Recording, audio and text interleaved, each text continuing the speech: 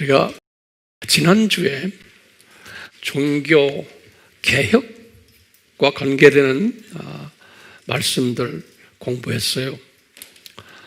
오늘도 계속해서 이와 관련되는 말씀을 공부할 터인데, 우리 지난주에는 그 종교 개혁 이후에 교회적으로 또는 신학적으로 어떤 변화들을 가져왔는가, 이 부분을 우리가 공부했어요. 이 종교 개혁이라는 이 하나의 큰 사건이 기독교적인 입장에서 보면 대단한 그 역사적 분기점을 우리에게 가져다 주셨는데요. 이 종교 개혁을 통해서 네 가지 종말론 학설들이 발전되기 시작했어요. 다른 부분도 있지만 우리는 지금 종말론에 지금 초점을 맞추기 때문에 그래요. 어떻게 이 종말론 학설이 진행되었냐면, 이 종교 개혁 이전에, 훨씬 이전에 초대교회에서 가지고 있었던 역사적 전천년주의, 이 역사적 전천년주의가 중세에 들어오면서 없어져 버렸어요. 이것이 종교 개혁이 일어나면서 다시 업그레이드 돼가지고 복고 다시 나타나는 이러한 사건이 이 종교 개혁을 통해서 일어나게 됐어요. 그와 동시에 무천년주의도 종교 개혁을 통해서 새롭게 업그레이드 되는 그런 일이 일어났어요. 그리고는 한참 있다가 우리가 공부했지만 1800년도에 들어와서 산업혁명이 일어나면서 이제 후천년주의가 태동하게 됐고요. 그리고는 1900년에 들어와서 세대주의가 태동하게 된 것들 모두가 이 종교개혁이라는 이 엄청난 이 사건을 통해서 일어났었어요. 우리가 지난 시간에 이 종교개혁 이후에 기독교계가 어떤 변화들이 일어났는가에 대해서 우리가 공부했어요. 그래서 7가지를 제가 말씀을 드렸는데, 이거 항상 머릿속에 기억하시고 이렇게 기도 가운데도 말씀 가운데도 이렇게 묵상하시길 바라요. 첫 번째는 뭐였어요? 로마 가톨릭 교회 안에 큰 폭풍이 일어났어요. 그래가지고 두 번째로는 로마 가톨릭 교회가 이제 반토막이 난 거예요. 이제 개신교가 등장하게 된 것이죠. 이것 때문에 세 번째는 로마 가톨릭 교회가 자체 내에서 쇄신 운동이 일어났어요. 그 쇄신 운동의 일각으로 예수회가 탄생된 거예요. 네 번째로는 크리스천들 중에서 현대 과학 운동이 일어났어요. 기독교인들 중에서. 다섯 번째로는 같은 기독교인들 안에서 현대 철학 운동이 일어났어요. 그리고는 여섯 번째로 기독교인들 안에서 프리메이슨 운동이 일어났어요. 그리고는 일곱 번째로 이 기독교인들 안에서 일루미나티 운동이 일어났어요. 그러면 우리가 이제 질문이 있어요. 이게 우연인가요? 한번 거기다 노트에 적으세요. 이게 우연인가요? 그러면 누가 잘못해서 이런 일들이 일어났나요? 라고 이제 우리가 질문을 던질 때, 그러면 우리는 뭐라고 대답해야 돼? 아니다.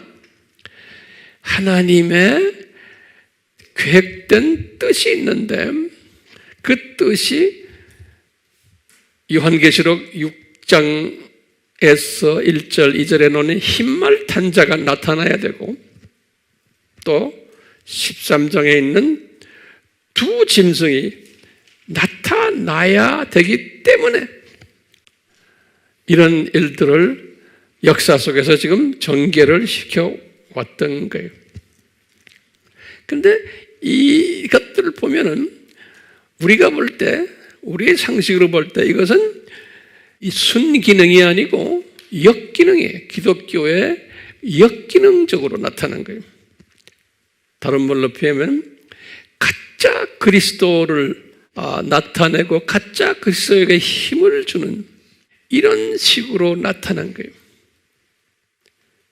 그게 이제 지난 시간에 우리 말했지만 이 세상은 역기능적으로 창조 목적을 가르치기 위한 이 세상은 창조 목적 학교다라는 이 사상들을 우리가 잊지 말아야 돼요. 이 역기능적 창조 목적 학교를 운영하는 데 있어서 필요한 종말론이 뭐였냐면 후천년주의인 거예요. 그러니까 이 후천년주의는 우리가 닮지 말아야 되는 종말론이지만 이것이 반드시 있어야 되는 종말론인 거예요. 후천년주의가요. 자, 후천년주의가 여기 보시면 언제 일어났냐면 1800년도에 일어났죠. 그래가지고 이것이 1800년도에 후천년주의가 일어났을 때 많은 무천년주의 크리스찬들이 이쪽으로 옮겨갔어요. 로마 카톨릭에서 있었던 무천년주의자들과 개신교회, 우리가 교단들 쭉 봤죠. 개신교회 대부분의 교단 속에서 무천년주의를 섬겨왔던 분들이 이 후천년주의로 넘어갔어요. 그리고는 일부 역사적 전천년주의자들도 일부 저쪽으로 넘어갔어요. 그러니까 이 후천년주의는 하루아침에 큰 세력이 된 거예요. 로마 카톨릭에 있는 팀들이 이쪽으로 넘어갔고, 그 다음에 개신교 안에 있는 많은 무천년주의 분들이 넘어갔고, 심지어는 일부의 역사적 전천년자들도 이리 다 넘어가가지고 이 후천년주의가 큰 덩어리가 된 거예요. 이 후천년주의가 어느 사상이에요? 프리메이슨 사상이고 일루미나티 사상이에요. 이 세상을 신세계 질서로 만들려고 하는 거예요.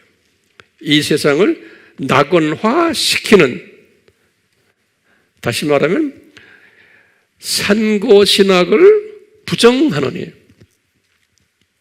우리 공부했지만 다른 종말론은 역사적 전천년주의, 무천년주의, 그 다음에 이제 앞으로 공부할 세대주의, 이것은 다 뭘 믿어요?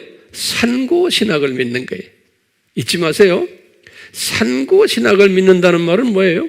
이 세상은 점점 나빠지고 예수님이 오시기 직전에는 아주 나빠진다 라고 믿는 신학을 산고신학이라고 그래요. 기억나시죠? 근데 이 지금 후천년주의는 거꾸로예요. 산고신학을 부인하는, 이 세상은 점점 더 인간의 노력에 의해서 더 살기 좋은 세상이 된다라고 믿는 그 가르침이 이 후천년주의 가르침이에요. 이 후천년주의가 이제 이렇게 등장하면서 그 세력이 커지면서 복음주의 계통을, 소위 지금 이 복음주의라는 건 지금 이 세 나머지 종말론 사상가들이에요. 이 사람들을 강타했어요. 그래서 교회가 엄청 어려워지기 시작했어요. 이때부터. 그러다가 이제 그 중간에 이제 세대주의도 나오지만 그건 언제 가면 내가 말씀드리겠습니다. 세대주의는 한 1900년대 나타났거든요. 세대주의가. 그러면서 기독교계가 우리 이러면 안 되겠다. 복음주의 계통 사람들이라고 하는 사람들이 한 군데 모였어요. 처음으로 모인 거예요. 역사 속에서, 기독교 역사 속에서 20세기에 들어와, 그것이 에덴버러 선교대회예요. 에든버러 컨퍼런스, 스코틀랜드 에든버러에서 주로 이제 영국계 사람들과 미국계 사람들, 카나다 사람들, 영어 쓰는 사람들, 유럽에도 좀 있었고, 이 사람들이 모여가지고 우리 깨어나자. 지금 20세기가 지금 들어왔는데 예수님이 곧 오실 것 같은데 이 소위 후천년주의자들, 일루미나티와 프리메이슨과 이 로마 카톨릭까지 합해가지고 이렇게 지금 비성서적인 행동을 한다. 그러니까 우리 모여서 한번 단합대회를 하자. 그 단합대회가 에딘버러 단합대회예요. 아주 유명한 거예요. 1900 몇 년에? 10년에. 우리 잊지 마세요. 이 단합대회를 딱 하는데 거기에 주최자 되는 어떤 한 분 이름을 제가 안 되겠어요. 이제 웹에 들어가서 보세요. 이제 주최자들과 거기에 감투를 쓴 지도자들이 보니까 대부분의 사람들이 어떤 사상을 가지고 있냐면 후천년주의적인 사상을 가지고 있는 사람들이 많은 거예요. 그 안에. 그래서 이 소수가 보니까 이 산고신학을 믿는 보수적, 복음적 사람들을 이렇게 보니까 거기에 수천 명이 모였는데 많지가 않아요. 그리고 대부분의 무대에 나와서 말하고 지금 이 선교대회의 파워그룹들이 벌써 색깔이 변한 사람들이야. 그래서 이때 복음주의자들이 정신을 차리는 거예요. 이렇게 변해버렸어, 세상이? 교회가, 세계 교회가 이렇게 변해버렸나? 그래서 놀래가지고요, 이분들이 이때부터 정신을 차리는 거예요. 정신을 차리다가 여기 1910년대 여기 보면 14년에 뭐가 있었어요? 14년에서 17년까지 세계 1차 전쟁이 있었던 거예요. 전쟁도 우린 알다시피 일루미나티 그룹들이 일으킨 거예요. 이 후천년주의 배경을 가진 분들이 전쟁을 일으켰죠. 또 1917년은 또 뭐가 있었어요? 러시아 혁명이 있은 거예요. 이 엄청난 사회적인 변화를 이 후천년주의자들이 뒤에서 하는 거예요. 그러면서 이 소위 복음주의자들이 계속해서 코너로 몰리기 시작하는 거예요. 그러다가 2차 전쟁이 또 이래요. 2차 전쟁. 2차 전쟁이 언제부터예요? 37년에서 45년까지. 1900. 2차 전쟁이 딱 일어났어요. 그래서 이제 세계가 소용돌이가 된 이런 상황 속에서 기독교계가 이제 새롭게 지금 정신을 차리기 시작하는 거예요. 이런 가운데 기독교계는 이미 이 진보자들로 가득 차게 돼 있는 거예요. 그래가지고 이 진보자들이 일루미나티 세력들이 뒤에서 배경이 돼가지고 1948년에 WCC를 만든 거예요. WCC를. 그러면서 엄청난 정치 파워가 된 거예요. 여태 로마 카톨릭은 WCC를 뒤에서 만든, 뒤에서 조종하는 큰 형님이에요. 왜냐하면 전 세계 기독교의 52%가 로마 카톨릭이에요. 절반이. 그렇기 때문에 로마 카톨릭들은 너희들끼리, 내 동생들 너희들끼리 놀아라. 내가 뒤에서 봐줄게.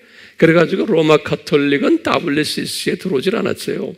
그렇지만 정교회들부터 저희 진보 교단들이 다 여기에 들어왔어요. 우리나라도 그 당시에 WCC의 대표를 보낸다, 안 보낸다 이래가지고 우리나라 장로교가 둘로 갈라진 거예요. 통합과 합동이. 다 이것 때문에 갈라진 거예요. 기장은 이미 저쪽으로 넘어졌고, 그래서 합동은 거기에 가면 안 된다. 그쪽과 연계하면 안 된다 하는 게 합동이에요. 신학교가 무슨 신학교예요? 총회신학교라고 그러죠? 근데 한경직 목사님을 위시해서 또 한 팀들은 아니다. 우리가 그들과 교제해야 된다. 그래가지고 교제한다고 해서 만든 장로 교단이 뭐예요? 통합이에요. 장로교 신학교예요. 그 세력들이 그때부터 있었기 때문에 오늘날 와서 어떻게 됐어요? 변질됐죠? 이 뿌리가 있어야 돼요. 이 역사적인 뿌리를 아셔야 돼요. 자, 이렇게 돼가지고 있다가 복음주의 세계 리더들이 놀래 자빠져가지고 우리도 뭘 만들자. 그거 만든 게 1951년에 WEF를 만들었어요. World Evangelical Fellowship이라고 그래요. 그러다가 1970년 말 80년대에 와서 WEA로 바꿨어요. 이름을 Alliance라고. World Evangelical Alliance. 그래서 WEA라고 그러는 거예요. 이런 과정 속에서 바티칸이 바티칸 2를 열었죠. 우리 다 알잖아요.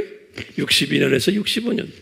이렇게 하면서 이제 이 바티칸이 이 구원론을 종교다원주의 쪽으로 이제 공식화시킨 거예요. 이때 종교다원주의, religious pluralism이죠. 모든 종교는 같다. 그러면서 이 바티칸의 이 바티칸 2 때문에 이 진보 쪽의 모든 교단들이 이 사상을 이제 공식적으로 안게 된 거예요. 이 사상을. 그러니까 이 개신교 쪽에서, 소위 복음주의 쪽에서는 이것 때문에 개신교가 둘로 갈라져 버린 거예요. 같은 교단인데 그 안에도 이런 교인 있고 이런 목회자 있고 또 저런 목회자 저런 신학 이 갈라진 게 다 복잡하게 되니까 안 되겠다. 그래서 이 복음주의 쪽에 한 대표를 뽑아야 되는데 그 대표가 빌리 그레함이 된 거예요. 빌리 그레함 이쪽에서. 근데 누가 바티칸의 교황 같은 어떤 인물이 하나 있어야 되잖아요. 그 인물을 누구를 했어요? 빌리 그레함을 했어요. 그래가지고 빌리 그레함이 중심이 돼가지고 우리도 한번 모여서 주님의 재림을 기다리는 복음주의로 우리 만들자. 왜냐하면 이분들 생각은 약 한 2000년 정도 되면 예수님이 오실 걸로 생각했어요. 그 당시에. 그래서 1974년에 스위스의 로잔에서 로잔 대회라고 그래요. 로잔 컨퍼런스. 로잔에서 이거 한 거예요. 해가지고 복음주의 사람들이 다 모여서 수천 명이 모여서 세계 지도자들 각 나라에서 다 왔어요. 그래가지고 이제 이 복음주의의 그 하나의 단합대회를 하고 우리 복음주의의 신앙 노선을 재점검하고 그리고는 다원주의의 아니라는 것을 다시 재천명하고 복음주의가 우리도 그룹으로 만들어가지고 파워 그룹을 만들어서 이것을 이쪽 팀들하고 싸워서 우리가 이겨야 된다는 그러한 단합대회가 있은 거예요. 이때. 그래서 로잔 대회가 그렇게 중요한 거예요. 복음주의 사람들에게는. 그래가지고 로잔 대회를 이제 끝나고는 몇 년 후에 또 로잔 2, 로잔 3, 작은 로잔들이 크게 하는 게 아니고 지역별로, 나라별로 이 로잔 대회들을 했어요. 이렇게 하다가 보니까 로잔이 좀 약한 거예요. 왜냐하면 이 복음주의 사람들이 좀 약해요. 하나가 되지 못하고 조그마한 다른 걸 가지고 서로 다투고 또 국가별로 서로 다투고 이 복음주의 사람들은 왠지 주님이 그렇게 만들어 놓으신 것 같아요. 어떻게 다투느냐? 너는 세대주의다. 너는 역사적 전천년이다. 너는 이거 가지고도 서로 싸움질하는 거예요. 같은 예수님 안에서. 또 국가별로. 특히 이 영어권 사람들, 영국 계통, 미국 계통, 카나다 이쪽 백인들은 또 목에다가 힘주는 걸 뭐라고 그래요? 우리말로? 기부스하고. 그러니까 3세계의 사람들. 예컨대 그 당시만 해도 이제는 그런 영어권의 복음주의들이 점점 죽어가고 있고 영어권 사람들이 대부분이 다 저쪽으로 넘어가 버린 거예요. 그러니까 교회들이 막 그냥 쓰러지는 거예요. 그럴 때 교회들이 막 복음주의로 성령 중심주의로 일어난 것이 아시아와 아프리카예요. 그러니까 아시아와 아프리카의 리더들이 백인 여러분들 니네들 지금 나라들 교계들 다 죽어가는데 우리가 살아나는데 이제 우리가 세계 지도자 돼야 되겠다 이렇게 나온 거예요. 네. 그래가지고는 우리 아시아 그룹들도 뭐냐, Asians for Asia 그런 거예요. 우리 아시안들이 아시아를 책임지, 니네들 백인들 이제는 너희들이 힘이 없다. 그래서 그 안에 또 이 서로의 그 권력 다툼들이 있었어요. 네. 저는 어쩌다가 이쪽 그룹 속에 이 안에 제가 인볼브를 하기 시작했어요. 그 당시에. 네. 그래서 제가 카나다의 복음주의 협회라고 했는데 거기에 제가 좀 중요한 위치를 제가 가지고 있었어요. 그래서 이 복음주의 세계 대회, 세계의 이 모든 흐름 속에서 제가 왔다 갔다 했어요. 동양인으로는 찾기 힘들 정도였어요. 그때 제가 그랬어요. 주님이 나를 그렇게 경험을 시켰어요.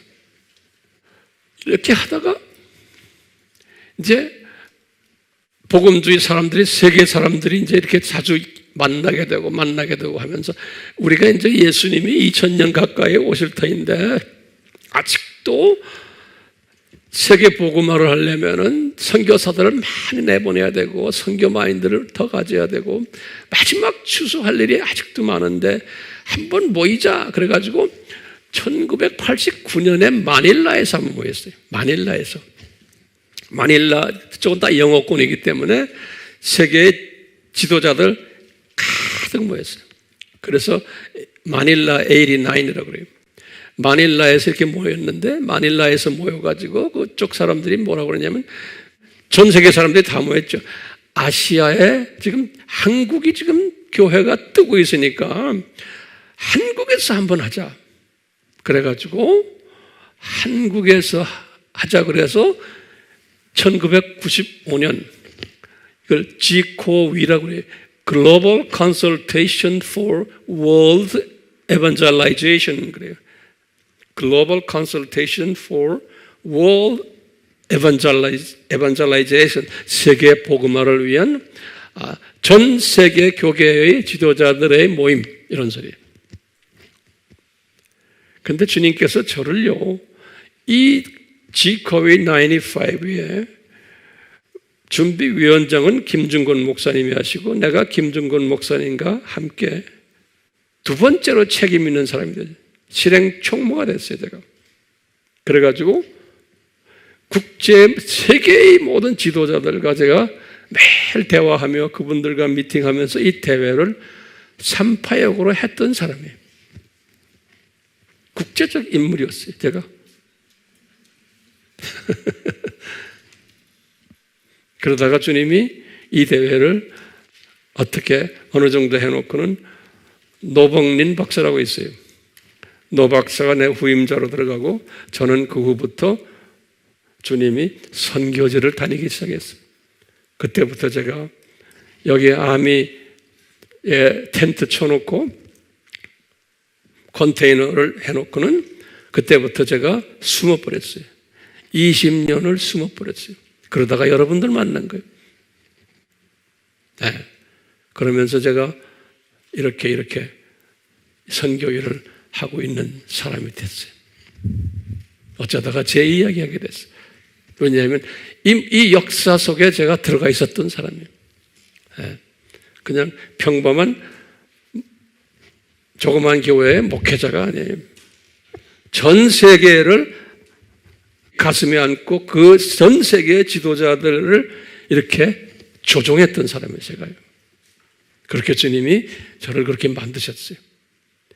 그러다가 주님께서 모세를 광야에 던지듯이 제가 광야 생활을 한 20년 했어요. 하다 보니까 더 젊어졌어요. 예. 자, 이런 이야기를 제가 하는 이유가 있어요. 자, 여러분들, 이런 걸 하면서 제가 느낀 게요. 이렇게 복음주의 사람들이 열심히 하지만 이 후천년주의 사람들의 세력이 점점 더 강해지는 거예요. 이 사람들이. 뭐 어떻게 막을 길이 없는 게 더 강해져요. 예. 그러면서 두 짐승에 관한 이 사건이 더 구체화되는 거예요. 그러니까 우리는 이런 걸 다 알기 때문에 저나 여러분들은 이분들이 두 짐승이 더 강해져야 돼요? 안 강해져야 돼요? 강해져야 되는 거예요. 그리고는 왜 다원주의가, 가짜 그리스도가 왜 이렇게 더 세지는가? 거기에 대한 질문을 자꾸 던지게 되는 거예요. 왜 이렇게 가짜들이 더 날 치는가?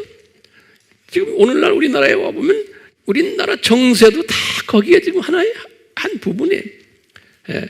왜 진보 쪽이, 다시 말하면 이 자유진영 쪽이에요. 기독교를 말살하려고 하는 이 세력이 정권을 가지고, 미국도 마찬가지예요. 유럽도 마찬가지예요.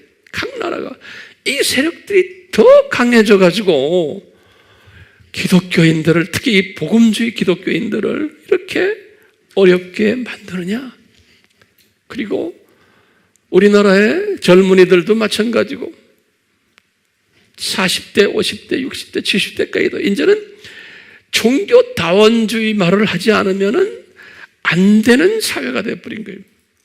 다시 말하면 가짜 그리스도의, 가짜 그리스도가 교회 안에서 판을 치고, 이 가짜 그리스도가 신학교 안에서 판을 치고, 이 가짜 그리스도가 이제는 이 세계 대회 안에서 판을 치는데, 놀라운 것은요, 제가 여자의 후손 책에서 WCC 이야기를 자세히 썼죠. WEA 이야기도 제가 자세히 썼죠. WEA, 제가 그 책을 쓸 때만 해도 WEA는 그래도 거기에 지금 높은 분들 다 내가 직접 간접으로 나하고 교제하는 사람들이에요. WEA 안에 복음주의에 이분들이 색깔이 변하는 사람들이 나타나기 시작하는 거예요. 그 놀라운 일이에요. 근데 그 안에 신학분과위원회라고 있어요. 제가 거기에서도 내가 가서 몇 번 참석하고 거기서도 그랬어요. 선교분과위원회도 있어요, 그 안에. 근데 신학분과위원회 영향 있는 그 안에서 좀 왔다 갔다 하는 분들은 되게 독일 계통 사람들이. 이분들이 어떻게 지금 변질됐냐면, WEA가 바티칸하고도 대화하자, 그 다음에 WCC하고도 대화하자, 그분들 다 주님께서 대화하기를 원하고 크리스찬들을 하나로 연합시키는 일도 우리도 하자, 이런 세력이 그 WEA 안에 있는 거예요. 그러니까 우리나라에서 WCC 대회를 부산에서 했잖아요. 이럴 때 WEA의 사람들이 몸으로는 와서 참석을 안 했지만 축하 메시지 보내고 그랬어요. 그래서 제가 그 후에 이제 러시아의 모스크바에 가서, 모스크바의 장로교, 또 침례교, 그 다음에 모스크바의 복음주의 협회예요. 거기에 회장들, 이런 사람들 한 7, 8명 모아놓고 제가 3일 동안 그분들에게 집중적으로 세미나를 했어요. 그런 기회가 있었어요, 제가. 그러니까 러시아의 최고 기독교 지도자들을 모시고 세미나를 했어요. 세미나를 하는 과정 속에서 어떤 말이 나왔냐면, 여보시오, 얼마 전에 이 부산에 WCC 대회가 있었잖아. 그때 이 WEA 팀들이 축하 메시지도 보내고 그랬다는데, 당신들 알아? 그래서 특히 내가 거기에 러시아의 WEA 책임자한테 너 아니 그거? 자기 모른대. 그래서 분명해. 그 사람들이 그렇게 했다는 걸 내가 증명해 줄게 하니까 이분도 깜짝 놀라는 거예요. 어떻게 WEA가 WCC와 이렇게 하느냐?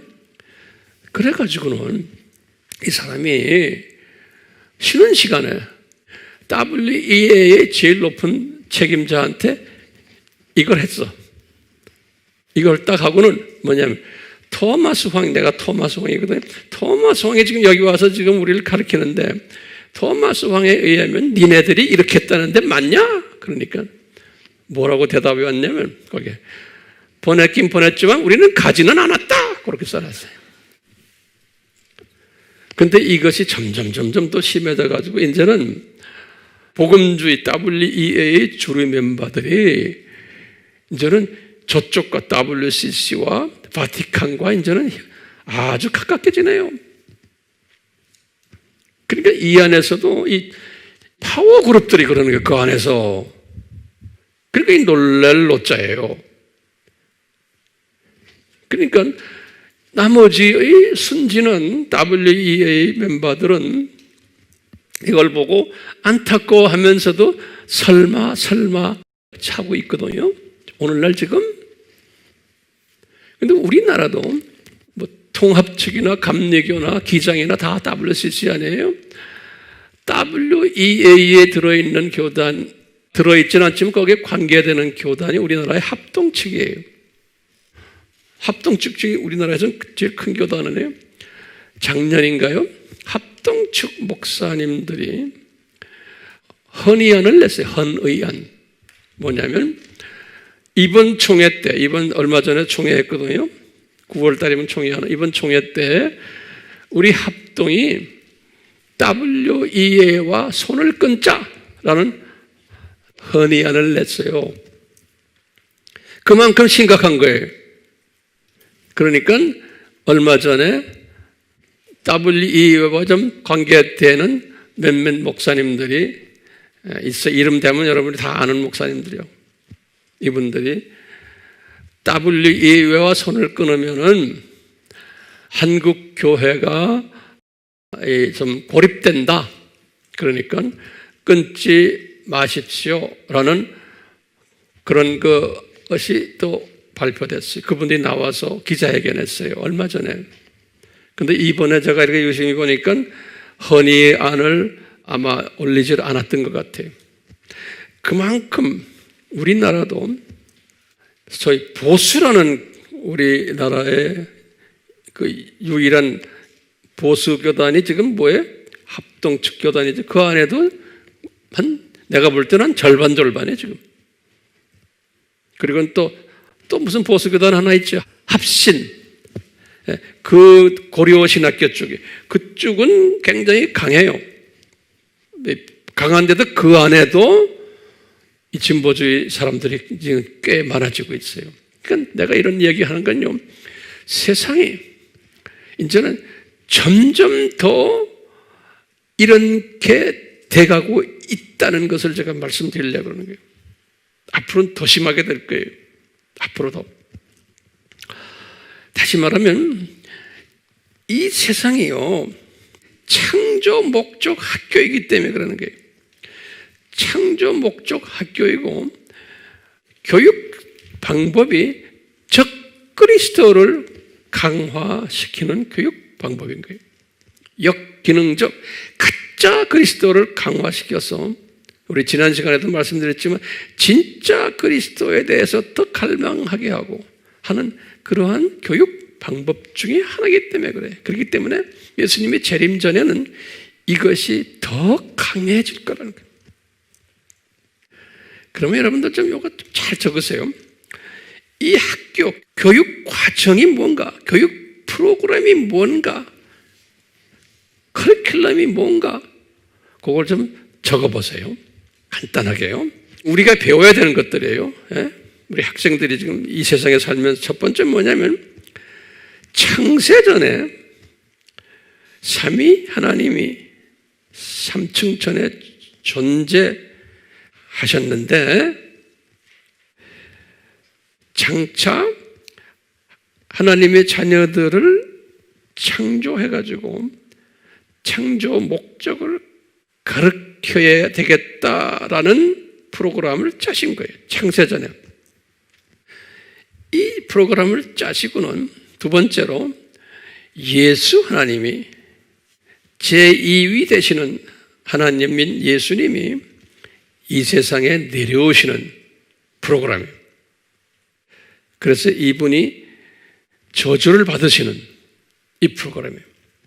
자, 그런데 세 번째로 요 예수 하나님이 100% 하나님이심을 우리가 알고 있어야 돼요.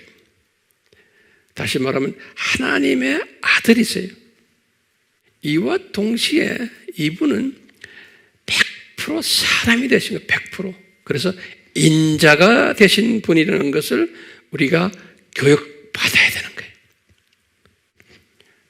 그 다음엔 또 뭐가 있냐면요. 우리가 인간은 이제 장차 이제 만들어질 텐데 인간은 왜 만들어지느냐? 하나님의 창조 목적 파트너로 삼기 위해서요. 창세기 1장 28절이에요. 그래서 창조 목적 파트너로 삼기 위해서 인간을 창조하셨는데 이 인간들을 창조 목적 훈련을 좀 시켜야 되겠다 디자인하신 거예요. 교육 프로그램에서. 그래서 이 세상으로 떨어뜨리는 거예요. 하나님의 예정된 사람들 학생으로 떨어뜨리는 거예요. 그래서 이 세상 7,000년이 창조 목적 학교인 거예요. 그래가지고 창조 목적 파트너 교육을 받는 거예요. 그런데 이 학교의 교장이 예수님인 거예요. 우리는 학생이고 그 다음에 여기에 교감이 있는데 사탄인 거예요. 그 다음에 나쁜 교사들이 있는데 마귀들과 귀신들인 거예요. 또 사탄의 자녀들인 거예요. 그러니까 이 학교가 어떤 학교냐면 한마디로 하면요. 지금 이 7,000년의 이 학교가 창조 목적을 훈련시키는 학교고 거기에 있는 학생들이 있는데 그 학생들을 훈련시키는 거예요. 그 훈련 과정 속에서 하나님께서 지금 이 가짜 그리스도들, 가짜 교장들을 많이 만들어내는 거예요. 그러니까 교과목 중에 하나예요. 교과목 중에 하나예요. 이런 과정 속에서 하나님께서는 지금 종교 개혁을 일으키게 하신 거예요. 그래가지고 4가지 종말론 학설들을 디자인하셔가지고 우리 학생들을 교육시키는 거예요. 이런 과정 속에서 교회 시대 첫 500년은 역사적 전천년주의를 하게 했고, 근데 그 전천년주의가 좀 약점들이 좀 있었어요. 문제들이. 우리 공부했잖아요. 그리고는 중세 때에 무천년주의를 허락하셔가지고 하게 하셨어요. 그런데 갑자기 종교개혁이 일어나면서 역사적 전천년주의, 과거 첫 500년 동안 했던 것을 복고시키는 운동을 허락하신 거예요. 자, 그러면 종교개혁이라는 그 엄청난 이 사건이 우선 왜 일어났고, 그 다음에 새로운 이 업그레이드된 역사적 전천년주의가 왜 일어나게 됐는가? 그 배경이 있어요. 배경이에요. 왜 그러냐면요. 종교개혁 일어나기 한 200년 전부터 성경을 번역하기 시작했어요. 이 성경이 과거에 중세 때는 로마 카톨릭 밑에서는 성경 읽으면 안 돼요. 그러니까 성경을 프린트하지 않았어요. 아주 어려운 원어 성경만 있었지. 평신도들은 성경 볼 수가 없었어요. 이게 성경 말씀의 지식이 없었으니까 다 까막눈들이 된 거예요. 자, 그래서 제가 여기다 적었지만 1382년에 위클립 바이블이 처음으로 나왔어요. 영어로 된 거예요. 신구약이 다 있는 위클립 바이블이에요. 아주 대표적인 바이블이에요. 그리고는 이안 후스 바이블이에요. 이 사람 1412년에 이 위클립의 영향을 받은 사람이다. 항상 그러면 제자들이 있어요. 영향받은 사람들이. 그래가지고 이안 후스가 보헤미아 언어로, 체코슬로바키아 언어, 체코 언어로 유명해. 얀 후스 바이블을 만들어요. 1412년에 신구약을. 그리고는 이건 유명한 사람의 에라스무스 바이블. 에라스무스는 아주 유명한 학자예요.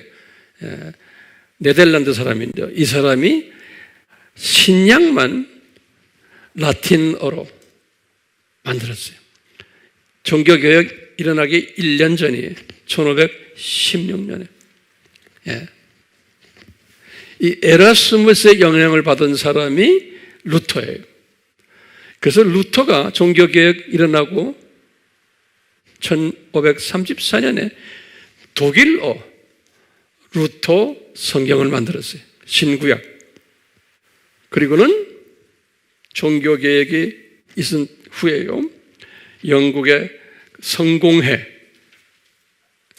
중심이 돼가지고 영국 왕 이름이 킹 제임스, 이 사람이 지시를 해가지고 영어로 1611년에 신구약을 만들었어요.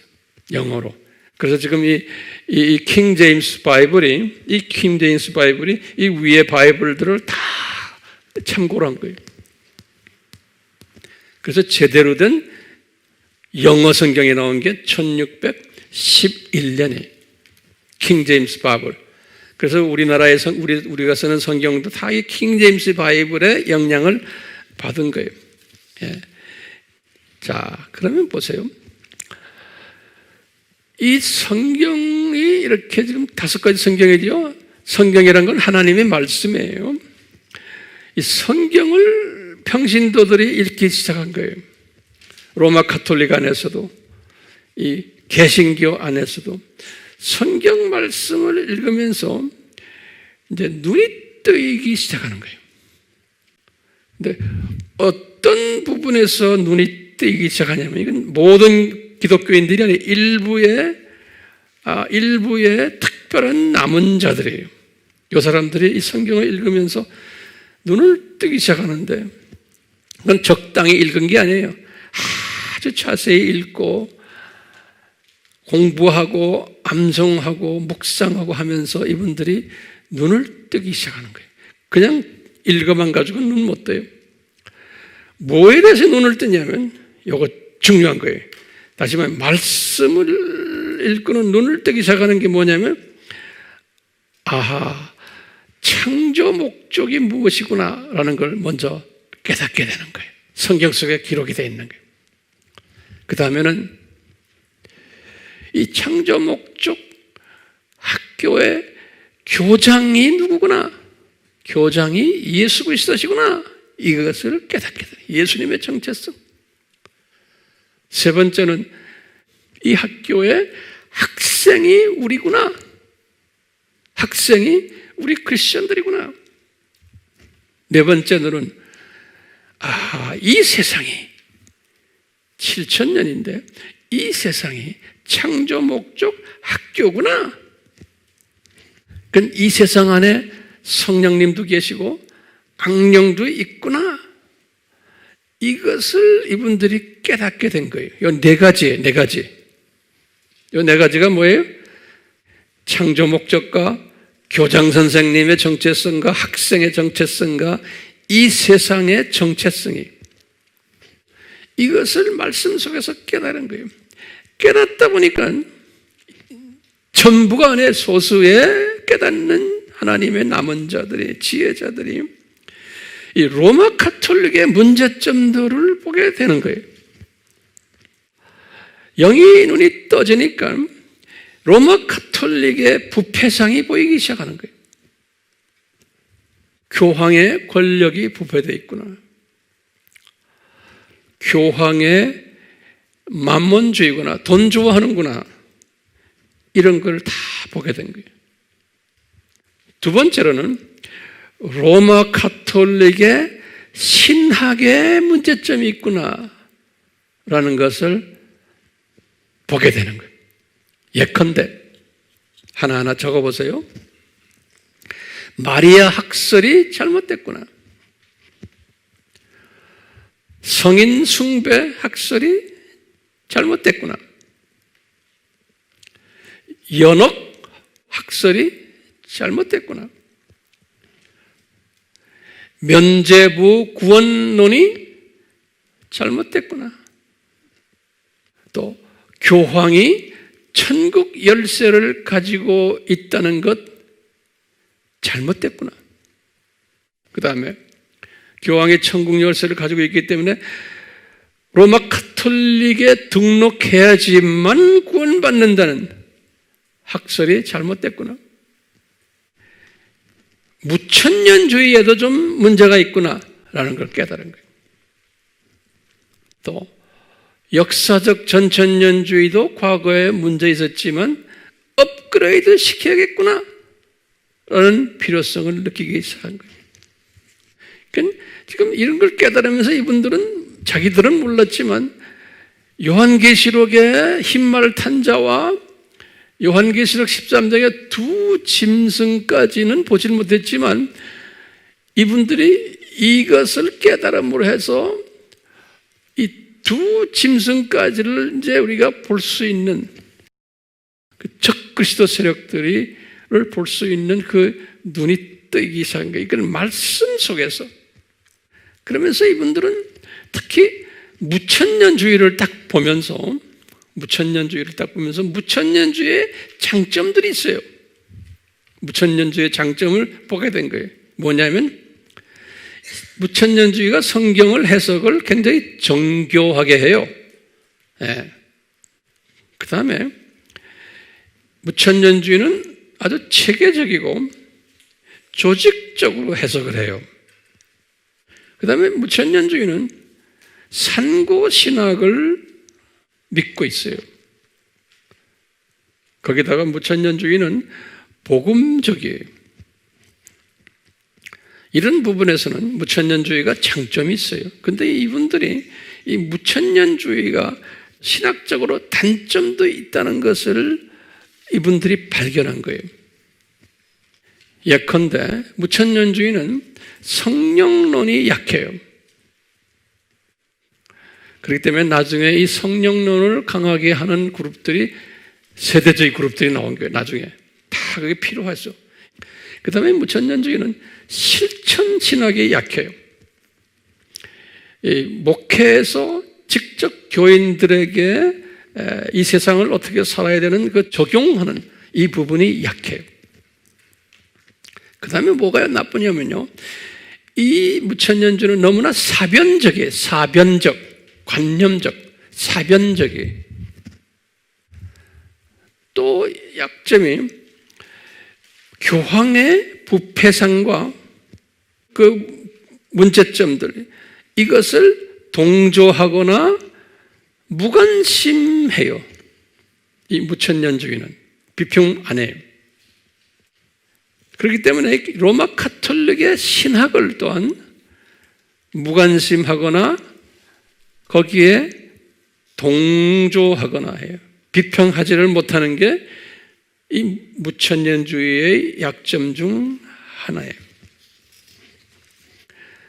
그래서 이 종교개혁 전후를 해서 이분들이 이 바이블을 읽으면서 말씀 속에서 이거 개혁해야겠구나. 그 의지가 나오기 시작한 거예요. 종교개혁이 하나님의 말씀, 성경 말씀 때문에 종교개혁이 일어나게 된 거예요. 거기에도 다가 안에 소수의 깨달은 사람들이 항상 보면 그 남은 자들이 있어요. 용감한 사람들이요. 이것이 어떤 의미가 있냐면 하나님의 경륜이 됐기 때문에, 하나님의 때가 찼기 때문에. 경륜은 에베소서 1장 10절이에요. 하나님의 때는 전도서 3장 1절이에요. 이 때가 차니까 이런 사람들이 나타나게 시작한 거예요. 항상 하나님의 계획하신 경륜 안에서 때가 있어요. 우리의 삶 속에서도 다 마찬가지예요. 자, 이분들이 이렇게 때가 되어서 말씀을 깨달은 거예요. 아까 4가지 기억나시죠? 뭐예요? 성경 속에 숨겨진 네 가지. 창조 목적, 예수님의 정체성, 그 다음에 학생, 인간의 정체성, 그 다음에 이 세상의 정체성이에요. 다시 내가 반복해요. 성경 속에 숨겨져 있는 것이 창조 목적, 두 번째는 예수님의 정체성, 그 다음에 학생들, 크리스천들의 정체성, 그 다음에 이 세상 정체성. 이 네 가지가 말씀 속에 숨겨져 있는 거예요. 이분들이 그것을 소수지만 깨달은 거예요. 깨닫다 보니까 로마 카톨릭에 잘못되어 있구나, 교회가. 이 정체성에 딱 비춰보니까. 그리고 이 무천년주의도 이게 잘못됐구나. 로마 교황도 잘못됐구나. 성서에서 떠나 있구나. 그러면서 이분들은 역사적 전천년주의도 처음에 있는 500년 동안에 그게 잘못됐구나. 이것을 업그레이드 시켜가지고 역사적 전천년주의를 만들어야 되겠다는 그룹들이 소수지만 나타나기 시작한 거예요. 그리고 또 한 그룹은 뭐냐? 무천년주의자들로서 남아있으면서 무천년주의를 업그레이드 시켜야겠구나 라는 사람들도 나타나기 시작한 거예요. 무엇 때문에? 말씀을 깨닫고 다 이렇게 된 거예요. 말씀을 깨닫고. 그래서 오늘 본문 말씀에 시편 19편 105절, 아주 유명한 말씀이죠. 주의 말씀이 내 발의 등불이요, 내 길에, 발 앞에 있는 등불이지만 내가 쫙 가야 되는 방향 제시해주는 내 길에 빛이다. 이거예요. 주의 말씀이. 그러니까 예수님의 말씀이 당장 내가 어떻게 살아야 되나, 오늘날 어떻게 해야 되나 이것만이 아니고 앞으로 어떻게 가야 되나를 보여주는 빛이라는 게, 등불만이 아니고. 이 말씀하시면서 똑같이 119편 103절에는 뭐라고 그랬냐면, 이 주의 말씀이 하나님의 자녀들에게는 꿀보다도 더 달다 그랬어요. 꿀보다도 더 달다. 하나님의 자녀들에게는, 근데 모든 하나님의 자녀는 아니에요. 소수의 하나님의 자녀에게는 꿀보다도 더 달다 그랬어요. 그러면 가만히 여러분들 묵상해 보세요. 꿀보다도 달다 하면요, 이 말씀이 이렇게 내가 눈으로 지금 보는 것으로 되는 게 아니에요.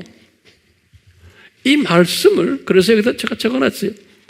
빵의 예, bread illustration 그래요. 빵 예화 그래요. 이거 같이 외우세요. 영어로도. 이게 하나님의 말씀, 영의 양식이에요. 하나님 말씀이 이게 영의 양식이죠. 이게 양식이에요. 푸시에요. 영양가가 있는. 그리고 또 하나님의 양식은 또 뭐가 있냐? 양날 달린 검이라고 그랬죠. 검이라면 쏘더라고요. 양날 달린 검. 여기 지금 성경 어디에 이런 말이 나와요? 양날 달린 거 히브리 4:13에 또 에베소서 6장 17절에 보면 양날 달린 검이라고 그랬어요. 그러니까 우리가 이 세상에 살면서 우리 항상 보죠. 우리 혼 제일 밑에가 뭐예요? 내 영이라고 우리 배웠죠? My spirit. 그 다음에 그 영 바로 위에가 heart예요. heart. 그러니까 heart와 마음과 그 다음에 마음 깊은 곳에 my spirit이 있어요. 이 heart와 내 spirit이 세상의 모든 잡다한 음식들을 먹으면은 하나님의 자녀지만 내 속에 그런 음식들로 꽉 차 있는 거예요. 내 속에. 그러니까 내 속에 내가 하나님의 자녀지만 세계관이, 세상을 보는 눈이 성서적 눈이 아닌 거예요. 가치관도 성서적 가치관이 아닌 거예요. 그래서 우리가 성서적 시각을, 성서적 세계관을 가지려면 지금 종교개혁대 사람들처럼 하나님의 말씀을 먹어야 되는 거예요. 먹은데 어디까지 먹어야 되느냐? 이 말씀을 깊이 내 속까지 먹어야 되는 거예요. 그걸 말씀을 묵상한다 그러잖아요. 묵상한다. 예? 그러면 이 안에서 나의 더러운 이 과거의 세속적인 비성서적인 세계관들이 말씀의 칼에 의해서 잘려나가는 거예요. 자기도 모르게. 그리고는 성령님의 불과 씻으심에 의해서 이것이 없어지는 거예요. 성령님. 그러니까 하나님의 말씀을 내가 이렇게 묵상한다는 것은 거기에는 거기에는 기계적인 묵상이 아니고 성령님이 역사하심으로, 그래서 성령 세례, 성령 충만 그러는 거예요. 성령님이 도와주시면서 그 말씀 속에 있는 칼이 도려내는 역사들, 성화시키는 역사들을 하는 거예요. 그런데 이 종교교육 때 이런 분들이 있었던 거예요.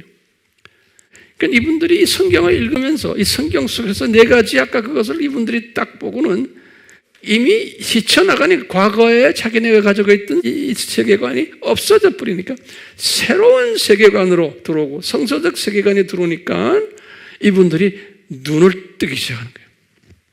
눈을 뜨기 시작하면서 이 네 가지를 딱 보는 거예요. 아, 이 세상이 창조 목적을 위한 세상이구나. 창조 목적이 중요하구나. 그러기 위해서 예수님이 오셨구나. 예수님의 정체성이요. 진짜 그리스도가 오셨구나. 그 다음에 학생은 누구구나? 우리다. 그리고는 이 세상은 어떤 세상이다. 라는 걸 깨달은 거예요, 사람들이. 깨달으면서, 이 안에 그리스도들이, 가짜 그리스도들이 훈련시키기 위해서 많이 나온다는 것을 성서를 읽으면서 깨달은 거예요. 그러니까 가짜들이 많이 나온다는 것은. 그러니까 이 교육 방법이 순교육 방법이 아니고 역교육 방법인 것을 이분들이 깨달은 거예요. 그것뿐 아니라 하나님의 자녀들은 다양하게 무천년주의도 있고 전천년주의도 있고 그 당시만 해도 이것을 다 이분들이 본 거예요. 네. 그렇기 때문에요. 우리가 지금 말씀을 공부하면서 저도 그렇고 여러분들도 그렇고요. 우리가 이 종말론 학설들을 공부하면서요. 이것을 그냥 보기만 해요. 눈으로 보기만 하고 듣기만 해요. 이래가지고는 내 속에 있는 옛 세계관이 없어지질 않아요. 그 많은 사람들이 웹에 들어와서 그냥 이렇게 듣기만 하고 보기만 해요. 그래가지고는 변하질 않아요. 절대로 안 변해요. 우리 이렇게 할 때 얼마 정도 남는다? 한 5%라고 그랬죠? 우리 기억나시죠? 이 빵을 쳐다보는 사람이 있고 이 빵을 만지는 사람이 있어요. 이 만지는 사람은 뭐라고 그랬어요? 이 사람들은 라이팅 하는 사람, 글을 쓰는 사람들이. 여러분들 지금 노트에다 쓰고 있죠? 아직까지 쓰기만 한 거지 이것이 나한테 남지 않아요. 한 10%에서 15%라고 해요. 이 엄청난 주님의 말씀이 나를 변화시키질 않아요. 절대로 변화시키지 않아요. 왜? 내 속까지 들어가지 않았기 때문에. 그 다음에 이 말씀, 이 떡을 이제 내 입에다가 집어넣는 거예요. 그래서 롤링, 이 안에서 왔다 갔다 하는 거예요. 요건 지금, 요거는 뭐라고 그러냐면 공부한다 그러잖아요, 우리. 스타디잉 하는 거예요.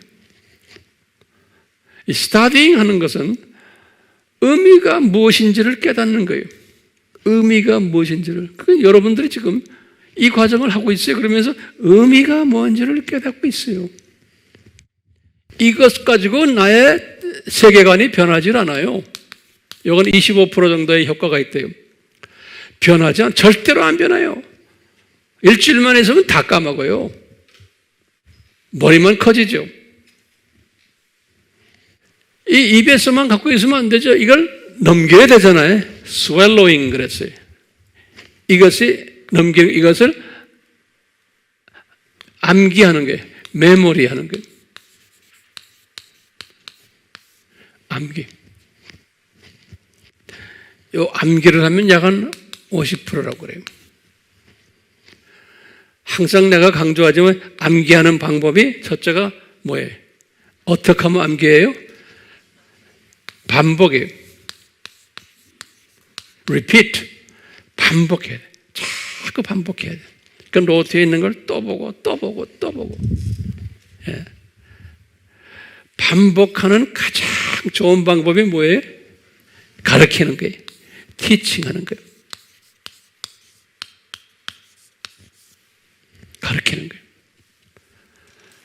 항상요, 이런 이야기를 제가 자주 해요. 전문가들의 이야기예요. 내 속에서 나오는 내 음성이, 내 말이 내 귀로 다시 들어올 때 이게 밑으로 내려간다는 거예요. 내 음성이, 내 말이 내 귀로 다시 들어올 때 그것이 밑으로 들어간다는 거예요. 메모리로. 그렇기 때문에 소리 내면서 티칭해야 돼. 가르쳐야 되는 거예요. 가르치면은 반복하고, 가르치면은 배우는 사람이 복받고, 나도 복받고, 이 가르치는 게 그렇게 중요한 거예요. 이렇게 해서 하면은 swallowing, 넘겨서, 그래서 내 마음 깊이 들어가는 것이 이건 소화하는 거죠. 다이제스팅이. 이것을 메디테이션이라고 그러죠. 묵상이요. 이것을 묵상한다. 메디테이션 한다. 그러면은 하나님의 말씀을 항상 묵상하는데 뭘 묵상해야 될까요? 4가지. 창조 목적이 뭔가 항상 묵상하시는 거예요. 그리고는 이 세상에 내려오신 예수님이 누구신가? 그래서 우리가 기독론을 그렇게 공부를 많이 한 거예요. 그 예수님이 누구신가? 그 예수님은 100% 하나님이시고 100% 사람이시다. 근데 지금 지금 적그리스도는 뭘 말해요? 그리스도가 100% 하나님이 아니고 100% 사람도 아니다. 그냥 하나님이 사람 된 분이 아니라고 말하는 거예요. 어떤 분들은 예수님이 그때 존재한 것도 아니고 그분의 티칭이 존재했다 그러는데 그분의 스피릿이, 그분의 가르침이 존재하는 것이 실제로 사람이 돼서 이 세상에 오신 분이 아니다라고 가르치는 자유신학자가 엄청나게 많아요. 그 안에도 별난 잡소리들이 굉장히 많아요. 근데 그런 잡소리들을 우리가 미워하면 안 돼요. 그런 잡소들이 있어야 돼요? 없어야 돼요? 있어야 되는 거예요. 우리가 이 예수님의 이것으로 딱 무장을 하면요, 그런 잡소리들이 우리를 건드리질 못해요. 그리고요, 많은 잡소리에 의해서 변질받은 하나님의 자녀들을 우리가 새롭게 옷을 입혀주는 일을 하는 책임이 우리한테 있는 거예요. 예? 그렇기 때문에 이 메디테이션 한 사람은 항상 그 다음에 뭐냐면 순종이 있어요. obedient. 순종이 obedient라고 그래요. 순종한다는 것은 내가 이제 발로 뛰는 거예요. 가르친 거예요. 이러다 보면요, 가짜 세력들이 와서 꼼짝을 못해요. 내 가까이 오지도 못해요. 이런 사람은 하나님이 얼마나 기뻐하시겠어요? 그러니까 우리 주변에 지금 우리의 티칭을 기다리는 분들이 상당히 많아요. 우리가 그래서 웹에 올려놓잖아요. 더 많은 사람들이 들어와가지고 깨달아서 생각을 바꾸는, 왜냐하면 주님의 디자인에 의하면 하나님이 택한 사람들은 생각을 바꿔지게끔 돼 있어요. 그것을 이런 도구를 사용해가지고, 우리를 사용해가지고 바꾸게 되어 있어요. 거기에 우리는 참여해야 점령하는 거예요. 예. 이 깡패 세력들이, 적그리스도 세력들이, 어둠의 세력들이 까부는 것은 당연한 거고 더 심하게 까불 텐데, 그 안에서 이제 하나님의 택하신 사람들은 무장하도록 성령님이 인도하세요. 그 인도하시는데 우리가 사용받기를 원하는 거예요. 또 사용하세요. 가르치는 분들 다 그래요. 안 가르치는 사람들은요, 나중에 주님 앞에 가서 미안하다고 하셔야 돼요. 그리고 안 가르치는 사람은요, 저쪽 동네 올라가면 별로 높은 사람이 안 돼요. 우리가 지금 이렇게 아주 어둠의 세력들이 깔려 있을 때는 강한 빛의 세력들을 또 주님이 만드셔가지고 사용하세요. 그러려면 중요한 게 뭐예요? 하나님의 말씀으로 무장해야 돼요. 근데 하나님의 말씀에 초점이 있어요. 종교개혁자들처럼 초점이 뭐냐? 창조 목적의 중요성이, 그걸 성서 속에서 우리가 찾아내야 돼요. 두 번째는 이걸 가르치기 위해서 이 세상에 내려오신 예수님의 정체성이, 여기에 이 정체성을 깨달으라고 가짜 예수님을 잔뜩 풀어놓은 거예요. 그렇지만 거기에 우리는 속임당하지 않게끔 되어 있어요. 그 다음에는 우리 인간, 하나님의 자녀들은 누구냐? 또 하나님의 자녀가 아닌 다른 사람들은 누구냐? 누구라고 성경 말씀에 가르쳐주고 있는 거예요. 네 번째는, 그러면 이 세상은 뭐냐? 이것은 창조 목적 학교다. 우리는 잠깐 있는 순례자들이다. 나그네들이다. 이 세상은 곧 사라진다. 그리고 새 하늘과 새 땅으로 다시 간다. 그런데 오늘날 제가 마지막 결론적으로 한마디 해요. 오늘날 교회가 이 유교병, 누룩이 잔뜩 있는 그러한 말씀으로 범람하고 있어요. 오늘날. 그건 마지막 때의 징조 중에 하나예요. 이 유교병을 먹으면은 하나님의 자녀들이 시각이 어두워지고, 시각이 삐뚤어지고, 눈에 병이 나고 그러는 거예요. 성인병 걸리고.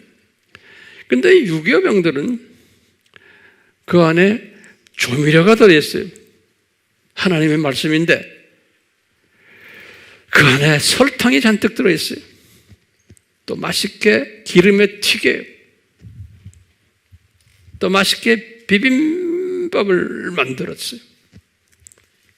그러니까 하나님의 자녀들이 이런 맛있는 조미료로 만든 이런 것을 상당히 좋아해요. 대중화되어 있어요. 이런 것들은 예수 안 믿는 사람들도 좋아해요. 오늘날 이 유튜브를 통해서, 컴퓨터를 통해서, 또는 책을 통해서 이런 유교병 말씀들이 범람하고 있는 시대에 살고 있어요. 그것을 분별할 수 있는 우리가 되어야 돼요. 무교병이 들어있는 말은 맛이 없어요. 그렇지만 그것을 밑에까지 쫙 내리면은, 머릿속 깊이 묵상하면은 그 무교병 말씀이 꿀같이, 꿀보다도 더 단 말씀이 되는 거 우리가 경험해야 되는 거예요. 예? 그렇기 때문에 우리는 이런 훈련이 필요한 이런 시대에 우리가 지금 살고 있기 때문에 우리는 최대한으로 이 유교병보다 무교병의 말씀을 전해야 되는 사람이 되어야 되고, 또 그런 사람들이 여러분들 지금 되고 있어요. 또 저의 책임이 뭐예요? 저는 최대한으로 성령님의 도움을 받아가지고 성령님이 주시는 지혜와 지식과 명철로 여러분들에게 설탕이 안 들어간, 조미료가 안 들어간, 잡것이 안 들어간 하나님의 말씀을 잘 먹여야 되는 책임이 저에게 있어요. 여러분들은 이미 그 무교병의 맛을 알았기 때문에 황 목사님이 조금만이라도 설탕 집어넣고 조미료 집어넣으면 여러분들이 금방 알아요. 아이고 목사님, 우리 목사님 왜 저러지? 갑자기 여러분들은 무슨 맛이 변해, 혀가 변해버렸어. 그런데 유교병으로 혀가 길들인 사람들에게 그것을 포기시키고 맛없는 담백한 음식 먹이기는 쉽지가 않아요. 그렇지만 우리는 이 일을 해야 되는 거예요. 아멘? 합시다. 아멘? 말씀이 중요하다는 거 잊지 마세요. 근데 말씀이 그 네 가지 잊지 마세요. 첫째가 뭐예요?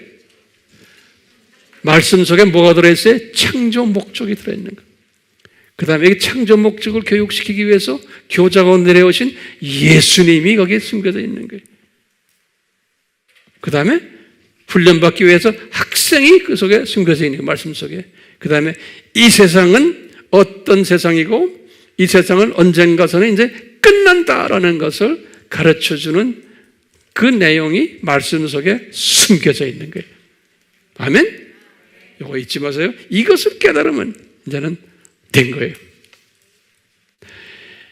조미료를 뿌려서 이런 것을 모르기 때문에 교회 나오면 여러분들 기도하면 복 많이 받아요. 이 세상에서 병 안 들고 오래 살아요. 이 세상에서 자녀들 잘 돼요. 성공해요. 기타 등등 다 초점이 어디가 있어요? 성경 말씀을 뽑아가지고 초점을 다 이 세상에다 맞추는 거예요. 이 네 가지를 이야기하는 게 아니고, 그러니까 교인들이 거기에 물들어 버렸어요. 그 맛에 혀가 그렇게 되어버렸어요. 그러니까 그런 말을 해줘야지만, 그런 음식을 먹여야지만 사람들이 떼거지로 모이고, 그런 음식을 해줘야지만 사람들이 접속도 많고 다 좋아하는 거예요. 그래도 하나님의 자녀니까 다 주님 나라에 가겠지만 우리는 그렇게 하면 안 되겠죠? 아멘? 기도하겠어요. 예수님, 오늘 종교 개혁을 하는 과정 속에서 하나님의 사랑하는 자들이 이미 성경을 이렇게 5가지를 준비시켜 주시고, 이 성경 속에 깔려있는 키 메시지들을 발견케 하시고, 그걸 가지고서 이제 종교 개혁을 일으키고, 그걸 가지고 주님의 일을 할 수 있도록 주님이 많은 분들에게 기름을 부으셨습니다. 오늘날도 마찬가지로 주님 오시기 전에 우리도 다시 종교 개혁을 하는 지혜자들 되도록 은혜 베풀어 주시옵소서. 예수님의 이름으로 기도드리옵나이다. 아멘. 지금 이 시간은 예수 그리스도의 무한하신 은혜와 하나님 아버지의 극진하신 사랑하심과 성령님의 도와주심이 우리가 항상 함께 해주시기를 예수님의 이름으로 축원하옵나이다. 아멘.